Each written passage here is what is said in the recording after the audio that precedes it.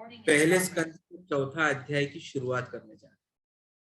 तो इस चौथे अध्याय का यदि आप देखोगे तो जो शीर्षक दिया गया है वह है श्री नारद का प्राकट्य। तो हमने अब तक पहले 3 अध्याय में यह देखा कि जो 6 प्रश्न शौनक आदि मुनियों ने पूछे गए थे उन प्रश्नों के जवाब दिए गए और उन प्रश्नों के जवाब से ये इतने उत्कंठा इनमें निर्माण हो गई, इतने वो एक्साइटेड हो गए, इतने वो ईगर हो गए कि वे और जानना चाहते। और उसी की शुरुआत इस चौथे अध्याय से हो रही है। तो हम पहले श्लोक दोहराएंगे और फिर आगे की चर्चा करेंगे। तो कृपया मेरे पीछे दोहराइए। ऑनलाइन भक्तों के लिए मैंने ऑनलाइन शेयर स्क्रीन किया है।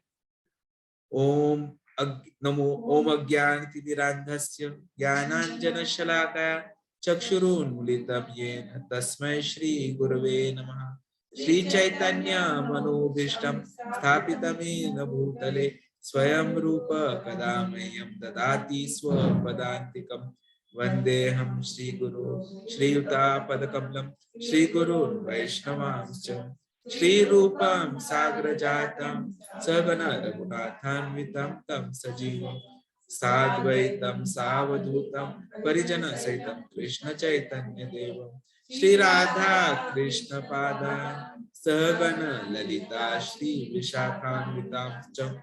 नमो ओम विष्णुपदाय कृष्ण पृष्ठाय भूतले श्रीमते भक्ति वेदांत स्वामी निति नामिने नमस्ते सरस्वती देवे गौरवाणी प्रचारिणे निर्विशेषा शून्यवादी पाश्चात्य देश तारिणे। जय श्री कृष्ण चैतन्य प्रभु नित्यानंद श्री अद्वैत गदाधर श्रीवासादि गौर भक्त वृंद। हरे कृष्णा कृष्णा कृष्णा हरे हरे हरे राम राम राम हरे हरे। हरे कृष्णा कृष्णा कृष्णा हरे हरे हरे राम राम राम हरे हरे। हरे कृष्णा कृष्णा कृष्णा हरे हरे हरे राम राम राम हरे हरे। कृपया मेरे पीछे दोहराइए। व्यासोवाच इति ब्रुवाणं संस्तुत्य मुनीनां दीर्घसत्रिणां वृद्धः कुलपतिः सूतं बहुरुचः शौनकः ब्रवीत्। व्यासः उवाच इति ब्रुवाणं संस्तूय मुनीनां दीर्घसत्रिणां वृद्धः कुलपतिः सूतं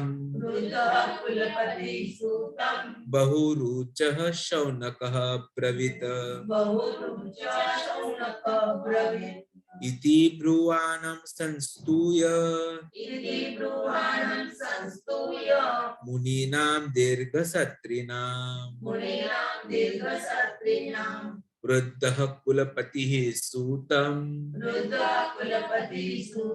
बहुरुचः शौनकः ब्रवीत्।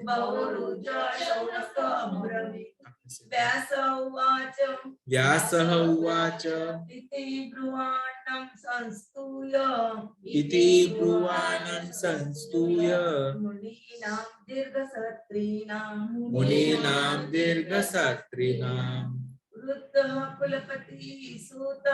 वृद्धः कुलपतिः सूतं बहुरुचः शौनकः ब्रवीत्।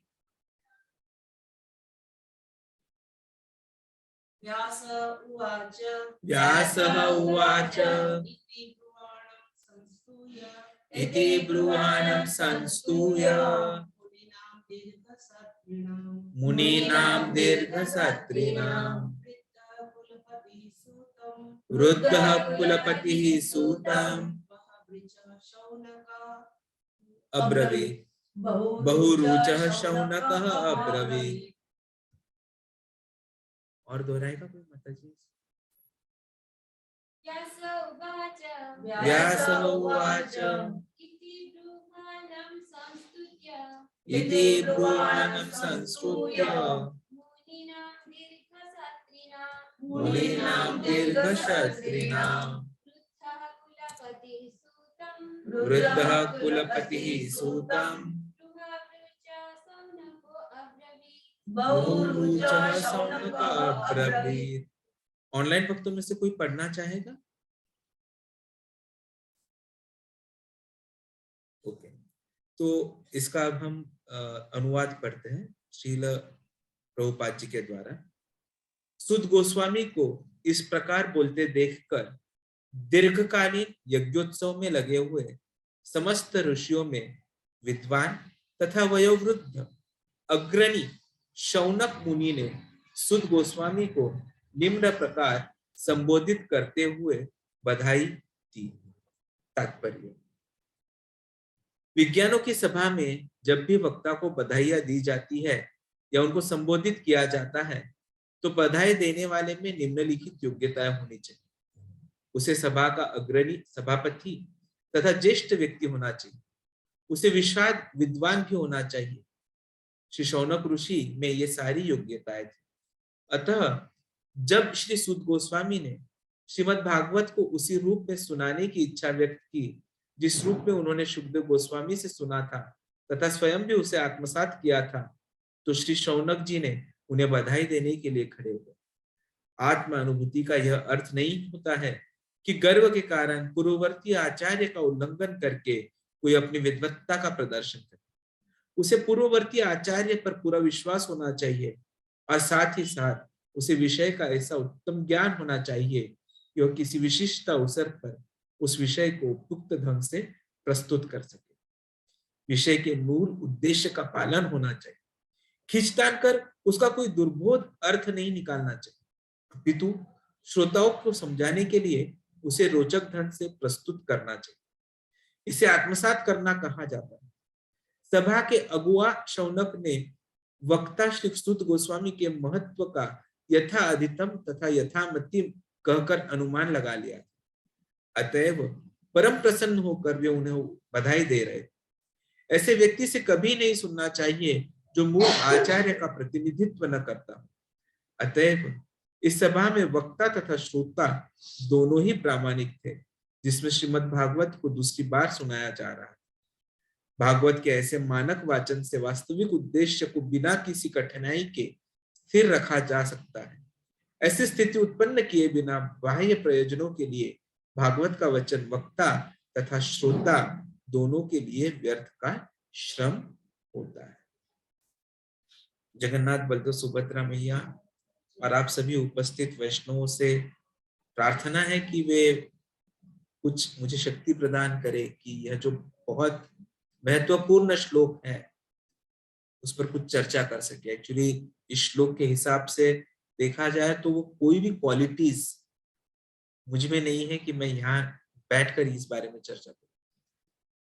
तो आप सबकी कृपाभिलाषी हो, आप कृपा करें ताकि हम इस श्लोक को और उसके पीछे जो प्रभुपाद जी ने गहन महत्व बताया है उसे हम समझ सके।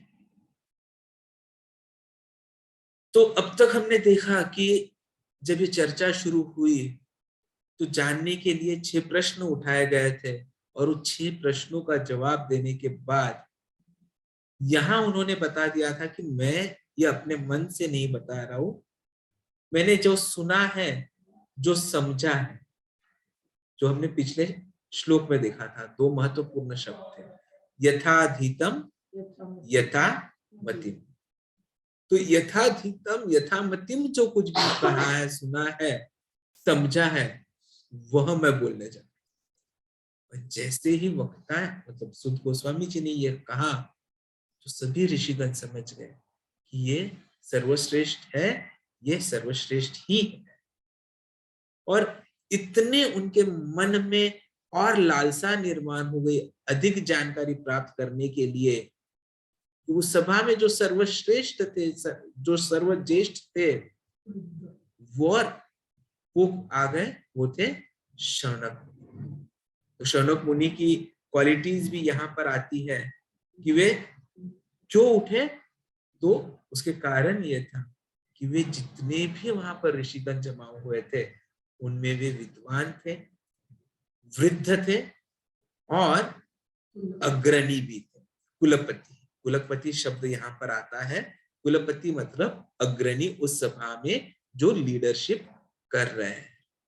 तो ऐसे वे होने के कारण वे उठे और वे फिर सुद गोस्वामी जी को बोलने लगे। और क्या बोलते हैं, तो वे 6 प्रश्नों के जवाब मिलने के बाद अब और 3 प्रश्न उठा लेते हैं। तो 3 प्रश्न कौन से, ये अगले 14-15वें श्लोक तो वही आने वाला है। वो और जानना चाहते हैं, वो जानना चाहते हैं कि वह व्यासदेव जी ने ये जो कुछ भी लिखा, इसका उन्हें कहाँ से इस ज्ञान मिला और कहाँ से ये उनके अंदर ये भावना निर्माण हुई कि लिखा जाए। और जब वो ये प्रश्न पूछते हैं तो तब नारद जी के बारे में चर्चा आती है। और इसीलिए इस ये जो अध्याय है उसका जो शीर्षक है वह है श्री नारद का प्रकट। भागवतम यदि हम देखते हैं, जो हमने पहले भी देखा था कि भागवतम क्यों सर्वश्रेष्ठ ग्रंथ है, क्योंकि इसमें सार है और इसमें भक्ति भाव, इसमें कृष्ण और कृष्ण के भक्तों की लीलाओं के बारे में बताया गया है। और इसीलिए ये सभी ग्रंथों का सार है। और बोला जाता है कि इसका जितना मनन पठन करते हो उतनी आप में शुद्धता आती है। यहाँ पर चर्चा करते हुए प्रभुपाद जी ने बहुत ही गहन विषय पर हाथ लगाया, सेल्फ रियलाइजेशन, या जिसे हिंदी में हम बोलते हैं आत्मसात करना। तो कई बार ये प्रश्न उठ जाता है कि ये आत्मसात करना क्या होता है और कैसे आत्मसात किया जाए। तो एक बार मैं जब एक बार नहीं, अभी मैं कल ही इसमें पढ़ रहा था इसके बारे में, तो मैंने एक प्रभु जी है उनका लिखा हुआ कुछ पढ़ा। तो एक मंदिर है, वहां से बोलते हैं, मंदिर का नाम मैं अभी भूल चुका हूँ, मुझे क्षमा कीजिएगा। तो उस मंदिर के जो कुछ भी टेम्पल मैनेजर थे, तो उन्होंने सभी जो डिवोटीज थे उनको पत्र लिखा था कि आप सब ने प्रभुपाद जी के ग्रंथों का मनन करना चाहिए, पठन करना चाहिए और हमेशा तैयार रहना। तो हमेशा तैयार रहना चाहिए का मतलब क्या? तो हमेशा तैयार रहना चाहिए का मतलब ये हुआ कि हमें वो इस तरह से आत्मसात कर लेना है कि जरूरत पड़ने पर हम प्रचार भी कर सके और वक्तव्य भी उस पर दे सके। सुद गोस्वामी प्रभु जी ने भी हमें यह आदेश दिया था इस महीने की शुरुआत में, कई महीनों से दे रहे हैं कि हमें छोटे छोटे जो ग्रंथ है प्रभुपाद जी के द्वारा लिखे हुए, सनातन धर्म प्रभु जी ने हमें बोला है कि वो हमें पढ़ने हैं, हमें अलग अलग भजन आत्मसात करने हैं, लर्न करने हैं। हम वो कोशिश कर रहे हैं। आप में से 1-2 लोगों ने 2-3 ग्रंथ तो पढ़ ही लिए होंगे, नहीं पढ़े होंगे तो अभी भी कार्तिक महीना खत्म नहीं हुआ। और जैसे प्रभु जी ने कल शाम के लेक्चर में हमें बताया कि मर्सी है, this is a month of mercy. यहाँ पर हम जो कुछ भी करते हैं वो 1000 गुना हो जाए, और तीर्थ क्षेत्र में जाके करते हैं तो वो और 1000 गुना हो जाए। तो प्रभु जी ने क्या बोला कि वो इतने नसीबवान हैं कि उनको तीर्थ क्षेत्र में जाकर, क्योंकि उन्होंने भगवत कथा की, स्मरण किया और वहां पर जपा किया, तो उन्हें उसका कितना बेनिफिट मिलने वाला था? 10 लाख गुना, 1000 into 1000। अब हम तो वहां नहीं गए, पर यहाँ तो है, और कार्तिक का महासेल शुरू है, तो महासेल में हमें 1000 गुना बेनिफिट्स मिलने वाले। इसलिए ज्यादा से ज्यादा हमें पठन करना है, ज्यादा से ज्यादा मनन करना है, ज्यादा से ज्यादा हमें जपा करना है। तो जब हम ये कर पाएंगे तो हमें उसका बेनिफिट और मिलता रहे। तो यहाँ पर जब वो पत्र आया था तो उन्होंने ये प्रश्न पूछा फिर कि ये आत्मसात करना क्या होता है। और आत्मसात कैसे किया जाए। तो तात्पर्य में प्रभुपाद जी ने आत्मसात करना क्या होता है इस प्रश्न का उत्तर दिया है। यदि हम तात्पर्य ठीक से पढ़ते हैं तो यहाँ पर प्रभुपाद जी क्लियरली बोलते हैं आत्मा अनुभूति या आत्मसात का अर्थ यह नहीं होता कि हम हमारे मर्जी से, हमारे मन से फिलोसॉफिकल तत्वज्ञान निर्माण करते हुए कोई अलग अर्थ, अपनी विद्वत्ता का प्रदर्शन करने की कोशिश करे कि मुझे ये भी श्लोक आता है, मुझे वह भी श्लोक आता है और मैं इतने श्लोक बोलकर श्रोताओं को एकदम प्रसन्नचित्त कर देता हूँ, इम्प्रेस कर देता हूँ और इसलिए श्रोतागण मुझसे सुनते रहना चाहते हैं। यह आत्मसात नहीं। आत्मसात क्या होता है कि हम पूर्ववर्ती आचार्य, मतलब हमारे जो आचार्य, जब हम बीवाईसी खराड़ी में है तो हम जो कुछ भी कर रहे हैं सनातन धर्म प्रभु जी की आज्ञा के अनुसार कर रहे हैं। तो जैसा वो हमें बताते हैं, जैसा उन्हें राधानाथ स्वामी महाराज जी ने बताया है, जैसा उन्हें श्रील प्रभुपाद जी ने बताया, जैसा उन्हें भक्ति सिद्धांत सरस्वती ठाकुर जी ने बताया, और ऐसे आचार्य परंपराओं में जो कुछ भी आया है वैसे के वैसे जब हम समझते हैं और कहीं पर भी उस रेखा का उल्लंघन नहीं करते और पूर्ण विश्वास उस पर रखते हैं और उस विषय के बारे में समझने की कोशिश करते हैं और विशिष्ट अवसर उस विषय को उपयुक्त ढंग से यदि हम प्रस्तुत कर सके तो उसे आत्मसात करना है। देखिए करना क्या है, सिंपल है। पहला, जो आचार्य गणों ने बताया है वही बताना है। दूसरा, कहीं पर भी स्व विद्वत्ता का प्रदर्शन करने की कोशिश नहीं करनी है। तीसरा, विशिष्ट अवसरों पर और उपयुक्त ढंग से प्रस्तुत करना है। तो उपयुक्त ढंग से प्रस्तुत करने के लिए थोड़ा सा लीव है।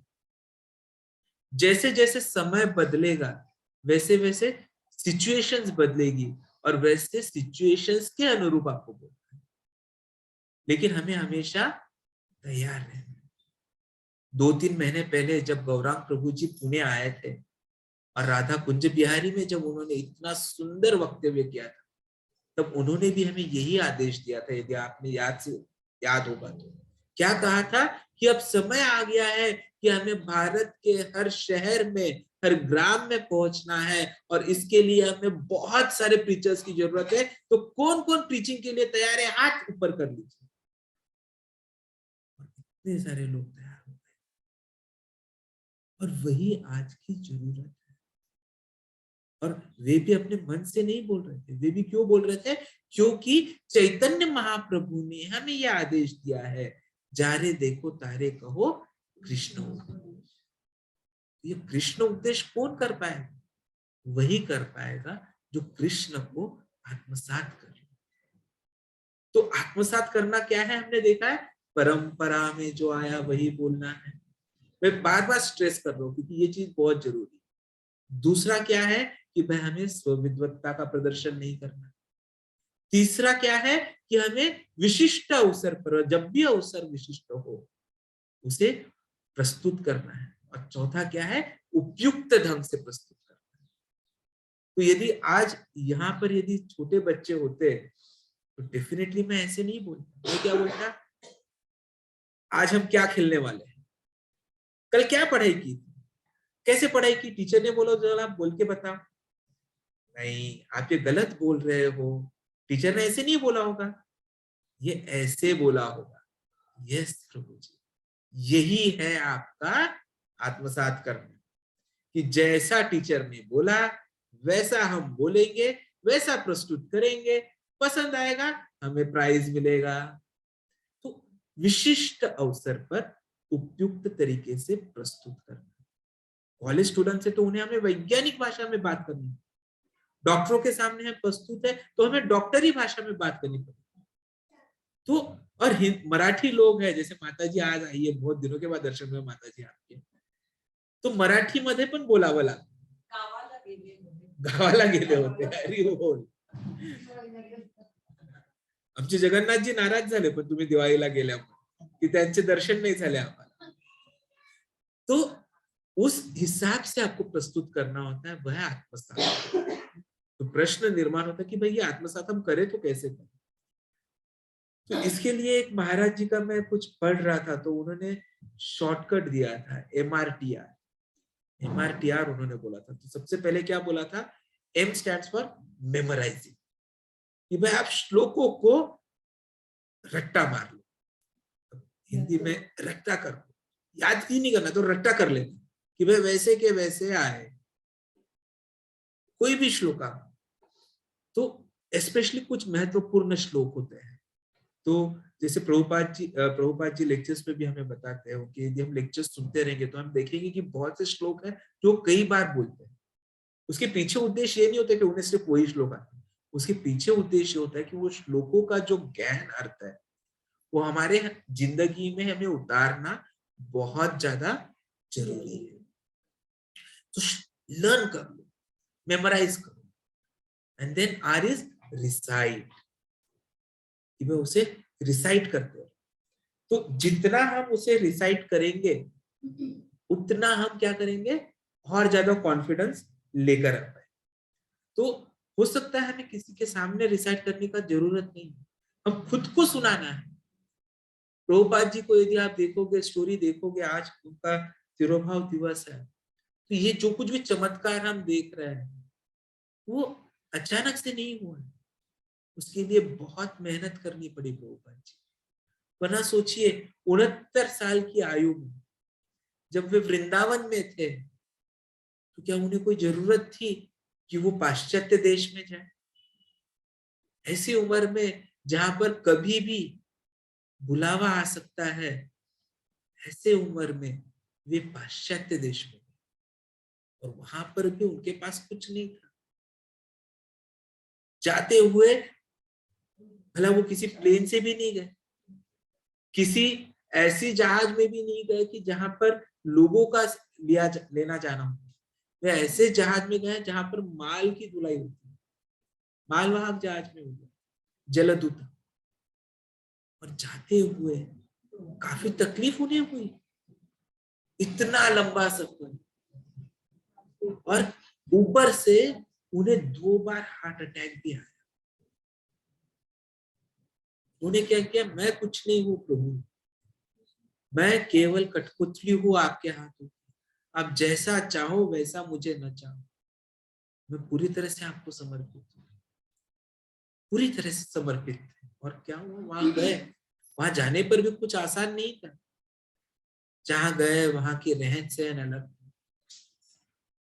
वहां पर एक फैमिली के साथ उन्हें पहले रुकना पड़ा, अग्रवाल जी के बच्चे के साथ, फिर किसी तरह मैनेज किया। और उन्हें तो प्रचार प्रसार करना, किससे मिले, क्या मिले। और चमत्कार कब हुआ, जब वो किसी ऐसे श्रोतागणों को लेकर बैठकर प्रवचन कर रहे थे, तब चमत्कार नहीं।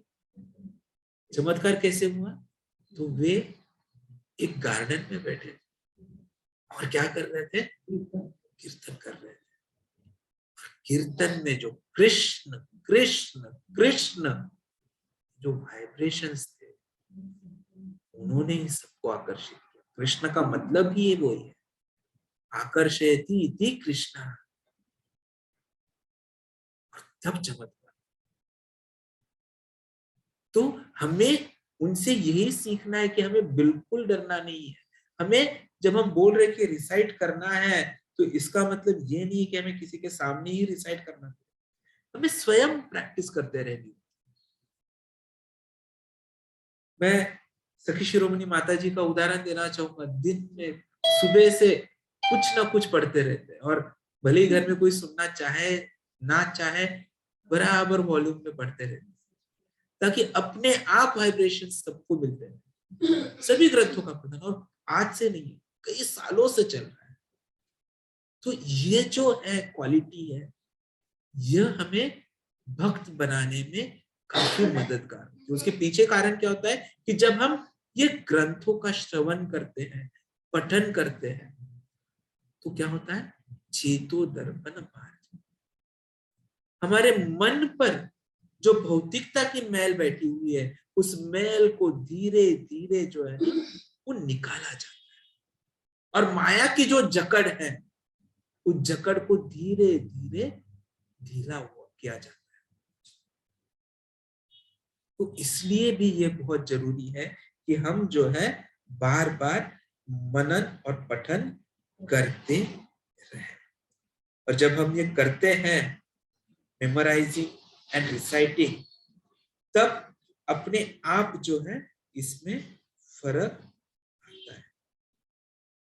फिर तीसरा आता है टी, ट्रांसमिशन, कि जब भी मौका मिले तब आप बोलिए। और आखिरी का है आर इज रियलाइजेशन। सिर्फ पोपट की तरह बोलना नहीं, तो उसे समझना भी है, और उसे ऐसे समझना है कि हम समझकर उसे अपनी जिंदगी में उतार। और इसीलिए आपने देखा होगा कि इतने जब भी पर्पट आए अब तक 3rd चैप्टर तक, कई पर्पट्स में प्रभुपाद जी ने क्या बोला है कि जो भी वक्ता स्वयं की उदर निर्वाह के लिए भागवतम का चर्चा करता हो, उस वक्ता से भागवतम बिल्कुल नहीं सुनता। कि भागवतम की चर्चा होनी चाहिए भगवान को जानने की। रूपाद जी बोलते हैं there are 2 Bhagavat, one is person Bhagavat and one is book Bhagavat, ग्रंथ भागवत और व्यक्ति भागवत। तो व्यक्ति भागवत से ही हमें इस ग्रंथ भागवत का जब हम श्रवण करते हैं, तो वह सार जो है ना वो ठीक से ट्रांसमिट होता है। और जब वह सार, वो उद्देश्य हमें सही मिलेगा, तभी हम हमारे जीवन में बदलाव लाने की कोशिश कर पाए। प्रभुपाद जी ने वही किया, और जो किया उन्होंने क्या किया, परिस्थिति अनुरूप बदलाव कर दिया। तो उन्होंने एकदम सिंप्लीफाई कर दिया सब कुछ कि भाई आइए सबको एडमिशन मिलेगा, भक्ति में सबको एडमिशन मिलेगा। पास कितने हो गए वो एडमिशन लेकर कोर्ट कितनी पढ़ाई करता है उस पर डिपेंड करेगा। तो हम सबको एडमिशन मिल गया। और क्यों मिला? क्योंकि केवल ब्राह्मण जन्म से कोई नहीं होता। जो ब्रह्मम जानाति इति ब्राह्मण, जो ब्रह्म के बारे में जानने की कोशिश करता है और जानता है, वो ब्राह्मण है। इसलिए यदि हम कोशिश करते हैं भगवान के बारे में जानने की, जगन्नाथ जी के बारे में जानने की, तो हम में भी वही क्वालिटीज हैं, हम भी ब्राह्मण बन सकते हैं, और हम भी सही इस जीवन का जो उद्देश्य है उसे प्राप्त कर सकते हैं। और करना कुछ नहीं है, इस श्लोक में भी वही बताया, हमें वही समझना है कि श्रेष्ठता किसमें। इस श्लोक को और एक अलग तरीके से यदि हम देखते हैं, तो एक प्रभु जी इस पर चर्चा कर रहे थे, तो उन्होंने बताया कि इस श्लोक से हमें वैष्णव आचार संहिता भी समझना है। तो कैसे? कि भाई हमें वैष्णवों का हमेशा आदर करना चाहिए, और वरिष्ठ वैष्णवों का और ज्यादा आदर करना चाहिए।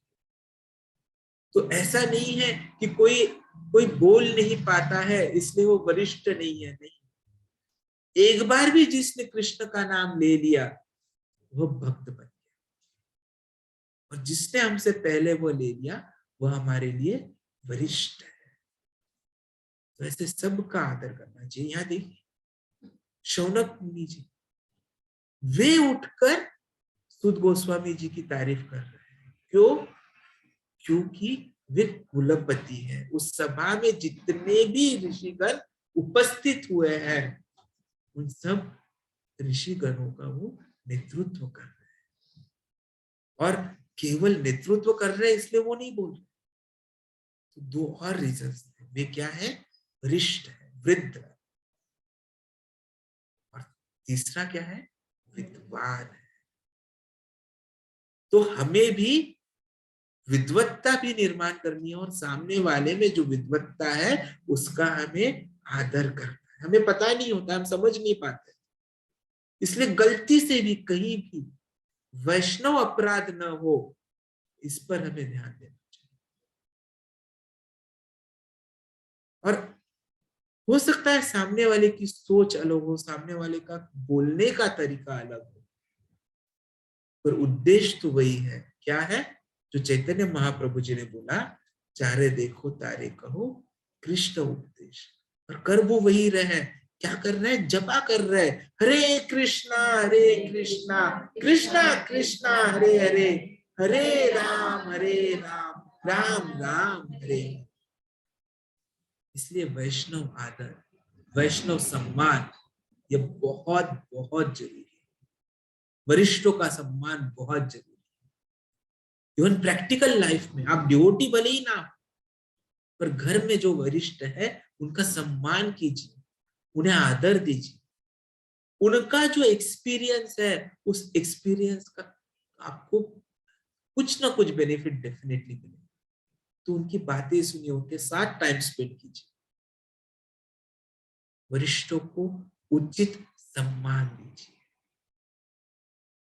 विद्वत्ता को भी सम्मान दीजिए। ऐसा नहीं है कि मैं पुरुष हूं और मेरी बीवी यदि स्त्री है तो उसको ज्ञान कम होगा, इसलिए मैं जो बोलूं वही सही है। नहीं, ये सोच भी गलत है। विद्वत्ता हर एक की अलग अलग होती है, और उसके लिए किसी जन्म की, किसी एक पर्टिकुलर योनि की, किसी एक पर्टिकुलर स्त्री या पुरुष होने की जरूरत नहीं है। तो आप हर एक की विद्वत्ता को भी पहचानिए और उसका सम्मान कीजिए। और हर चीज में किसे सेंटर में रखना है? हमें कृष्ण। जब आप कृष्ण को अपने हर कर्तव्य में, हर कर्म में, हर सोच में सेंटर में रखोगे तो अपने आप आपसे गलतियां होना बंद हो जाएगा, अपराध मिट जाएंगे। और अपराध यदि नहीं होंगे तो अपराध के फल भी नहीं मिलेंगे, और यदि कोई फल ही नहीं रहेगा तो हमारा अकाउंट यदि जीरो रहेगा तो हमें देहांतर नहीं करना। और हमारी समस्या केवल देहांतर की है। उस समस्या को बचाने के लिए कम से कम हर प्रकार का अपराध करना बंद कीजिए। छोटे हो बड़े हो सभी को सम्मान दीजिए, और ठीक से मनन करते रहिए। मनन कीजिए, श्रवण कीजिए, पठन कीजिए। और अभी तो कार्तिक माह का ये महासेल चल रहा है, तो उसमें तो हमें ज्यादा से ज्यादा करते रहना है। और जब हम ये करेंगे तो हम हमारा जो अंतिम उद्देश्य है कृष्ण प्रेम, उसे डेफिनेटली पा लेंगे। हरे कृष्ण। आप सभी का बहुत बहुत धन्यवाद। सनातन धर्म प्रभु जी लौट चुके हैं। भागवत गीता का चर्चा शाम को फिर से शुरू हो रहा है।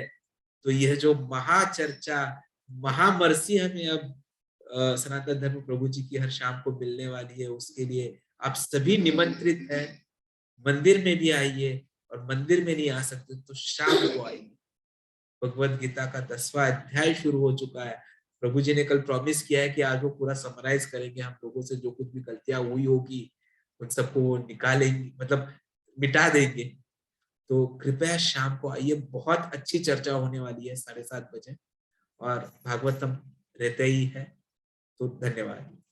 वाञ्छा कल्पतरुभ्यश्च कृपा सिन्धुभ्येव च पतितानां पावनेभ्यो वैष्णवेभ्यो नमो नमः। ग्रंथराज श्रीमद् भागवतम की जय। जगन्नाथ बलदेव सुभद्रा मैया की